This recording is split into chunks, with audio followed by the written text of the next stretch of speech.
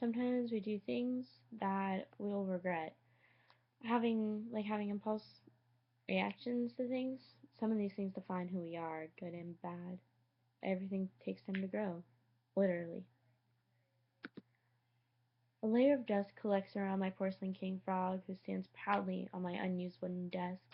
I stand in the middle of my room, peering into the great abyss of his colorful clay eyes to see what he knows. A cold shiver went down my spine that gave me goosebumps on my arms and legs. I'm scared to recall what he knows.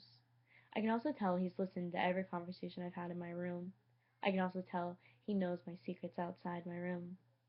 Our bathroom walls are painted a pastel green to match our clawfoot bathtub. I sat on the rim of our bathtub and dangled my callous, unladylike feet into the tub. The bottom of the tub was wet from my brother's shower earlier this afternoon. As my mother cut my hair, I played with a tiny pool of water to relieve my anxiety. My hair covered the cobblestone floor.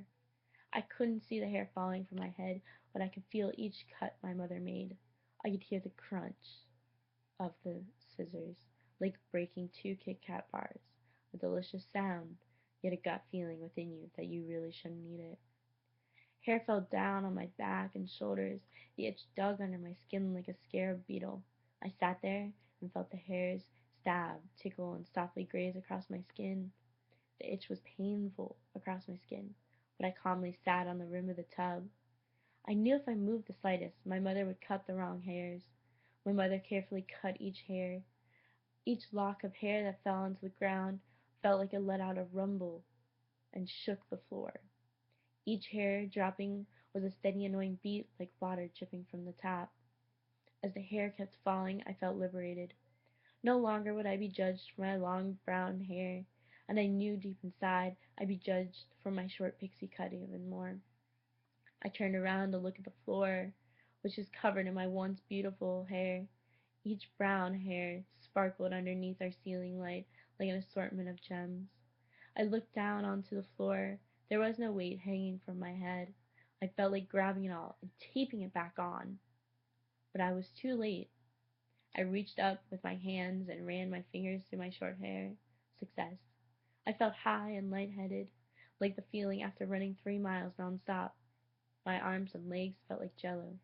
Did I really just cut off all my hair? The answer was yes.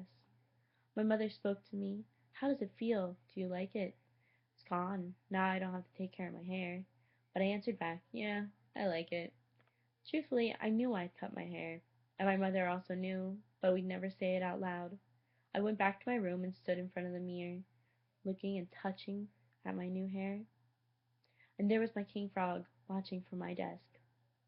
Today, my king frog continues to observe my life from the desk. I snapped out of my flashbag and stared at my king frog. He knew why I had cut my hair. He saw me looking in the mirror. I continued to stare at him. He was my conscience, and in the back of my head, I knew cutting my hair was not only my panacea. My king frog knew this too. He will always continue to be a silent visitor in my soul.